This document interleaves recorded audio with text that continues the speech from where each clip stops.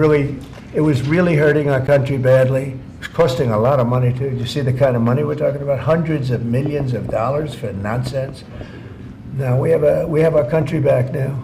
Our country is back, and it's a nice thing to say. I've never seen such love. I've never had anything like it. I've never seen anything like it. People are coming up, sir, thank you for bringing our country back. We were losing our country, and I think we're stronger now than we've been in many, many decades. And the Department of update on your call with Vladimir Putin. Well, we'll be speaking. We'll be speaking, and I think we'll perhaps do something that'll be significant. We want to end that war. That war would have never started if I was president, and we want to end that war. That war is a horrible war. Millions of young people are being killed, mostly on the lines now, mostly soldiers. But the cities have been largely destroyed, many of them. They're like demolition sites. But the soldiers are just shooting at each other. You know, it's a very flat land. I said this the last time, very, very flat land. The only place that a bullet stops is when it hits a person. And they're hitting a lot of people. They're hitting a lot of soldiers, but on both sides. You know, I think Russia would probably say close to 800,000, and Ukraine 600,000 or 700,000. And it's just a senseless situation, and it's got to stop. So whatever I can do to stop it, and we are having discussions, yes. Ongoing, already scheduled and ongoing? Already talking, yes. So you've already spoken to Vladimir Putin? I don't want to say that, but we are having very serious discussions. Is there a reason you don't want to? We are, well, I just don't want to say that. We're having very serious discussions about that war, trying to get it ended. With Russia? With Russia, yeah. At the Department of Justice and the FBI, there are a number of high-level people who are being asked to resign or are being told they are going to be fired. Did you specifically request any actions at the Bureau or DOJ with respect to those employees? No, but we have some very bad people over there. It was weaponized at a level that nobody's ever seen before. They came after a lot of people, like me, but they came after a lot of people. No, I wasn't involved in it. I'll have to see what is exactly going on after this is finished. But if they fired some people over there, that's a good thing, because they were very bad. They were very corrupt people, very corrupt, and they hurt our country very badly with the weaponization. They used the Justice Department to go after their political opponent, which in itself is illegal. And obviously it didn't work.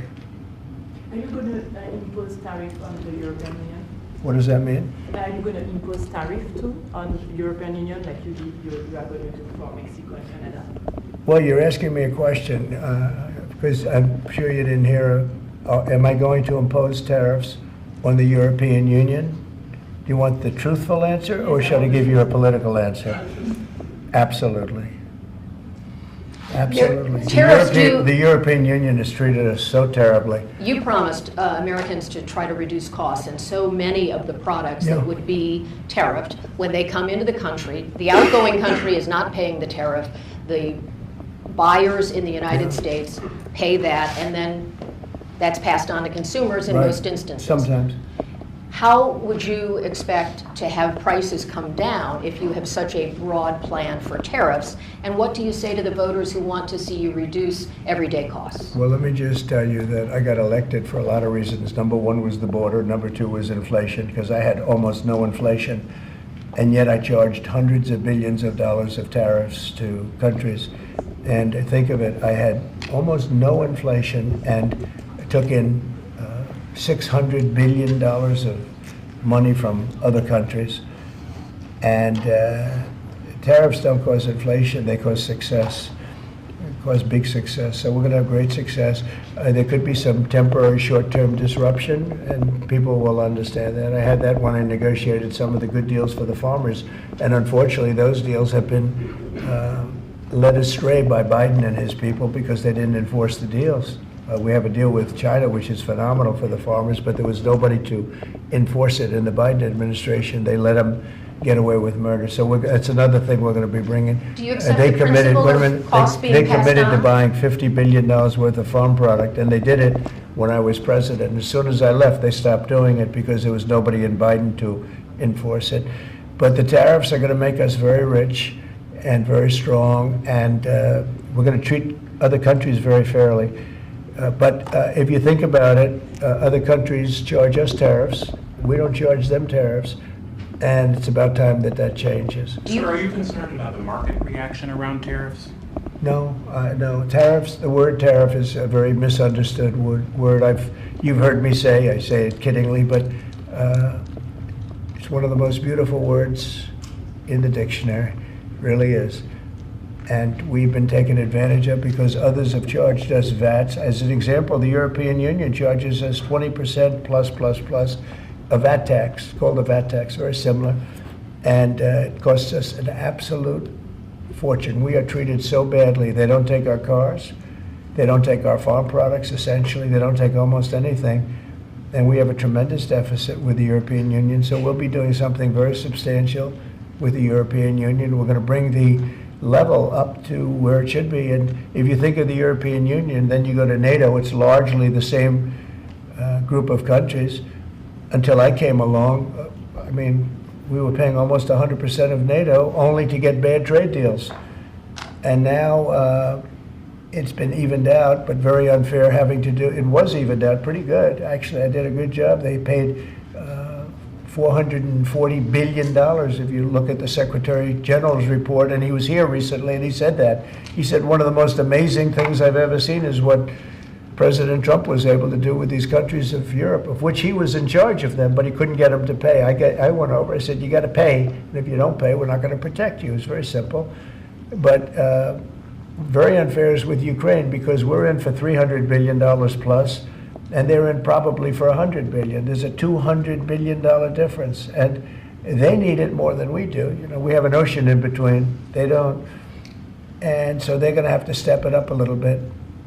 With efforts to reduce the federal workforce, whether it's offering what we've called the buyout package or other efforts, do you have any concerns that there will be employees broadly across the federal government who might take that up? And they're a part of the many different ways that agencies protect the public, from food inspections to water safety to the air traffic everybody's controllers. replaceable, and we'll get very good people to replace them if it turns out to be more than we thought.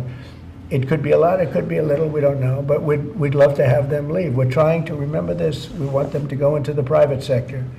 It's our dream to have everybody almost working in the private sector, not in the public sector. We have many people, very few people came to work. They were, it started more or less with COVID, but actually even before COVID. But it started with the COVID, they didn't come back. And then Biden let them get away with murder, and we had federal workforce, like 4% coming into the office. And that just doesn't work. People can say it does, but it doesn't work. You have to be unified in a group in the office. It's just, it was crazy. You don't know what they're doing. And then at some point, we may ask them to certify that they didn't have two jobs, meaning were they really getting a check from us, the government, and then were they also working a second job and a third job and, on government time? And many of them will say that they did, which is not legal, but it's a problem. It's a problem. No, we want to get that out. We want to clean it out. People have been trying to reduce federal government now for 40 years, 45 years, and they haven't been able to do it. And this is a way of doing it, I think, very nicely. It's sort of a buyout, too. I think we're treating people very good, but people don't come to the office. They won't have a job starting on that very special date, so we'll see how that works out. I mean, nobody knows how that's going to turn out. Everybody might show up to the office, and maybe a large number won't show up. But if they don't show up, we've accomplished a very serious goal. We're trying to reduce government. Does Mr. Musk or any of those associated with your DOGE effort, do they have any direct access through the government systems to how money is dispersed? No, nothing. No, they are. This has nothing to do also with the federal cutting, with this federal cutting. This is very separate. This is if you don't show up, you don't get paid. But DOGE, I think great progress has been made. We're talking about cutting over $1 trillion of waste. We're talking about waste. We're not talking about we're going to love and cherish Social Security, Medicare, Medicaid. We're not going to do anything with that other than if we can find some abuse or waste, we'll do something, but the people won't be affected. It'll only be more effective and better. And our country, as our country gets richer, the people on Social Security, Medicare, Medicaid, those people are going to be more secure. If Biden had gotten elected, Social Security was going to fail because the country was failing. It was going to fail. The country was going to fail. And therefore, the Social Security, Medicare, Medicaid, and all of the other things that you may get would not be able to be paid. Our country's getting very strong, and you see it. I think more progress has been made in the last 2 or 3 weeks than has been made in the last 4 years. I think not only has more progress been made in the last 4 years, it's, I'll call it deep progress. We went way backward as a country in so many different ways, from woke to all of the other things that took place that were so bad. You look at Afghanistan, how embarrassing that was. I think Afghanistan really started the problem with Russia and Ukraine. When Putin looked over and he saw how incompetently that was handled, I was getting out, but I was going to keep Bagram. Right now, China has Bagram. I was going to keep one of the biggest air bases in the world. They left it. But I was, other than Bagram, I was going to get out. And I wasn't keeping Bagram for Afghanistan. I was keeping it for China because it's 1 hour away from where China makes its nuclear weapons.